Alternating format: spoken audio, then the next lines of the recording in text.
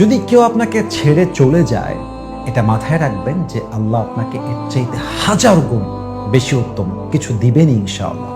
আপনি বলতে পারেন যে আসিফ হুজুর মনে হয় আমাকে মোটিভেট করার জন্য বানিয়ে বানিয়ে বলছে। আসিফ হুজুর হয়তো বা আমাকে একটু ফিরায় নিয়ে আসতে চায়, তাই আশ্বস্ত করার জন্য কিছু কথা বানিয়ে বানিয়ে বলার ট্রাই করছে। নো, আমি আপনাকে রেফারেন্স দিচ্ছি।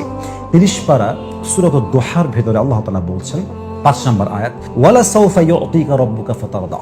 If you have lost something in your life, what an amazing ayah it is. If you have lost something in your life, never lose hope, never be frustrated. Just put your trust on your Lord.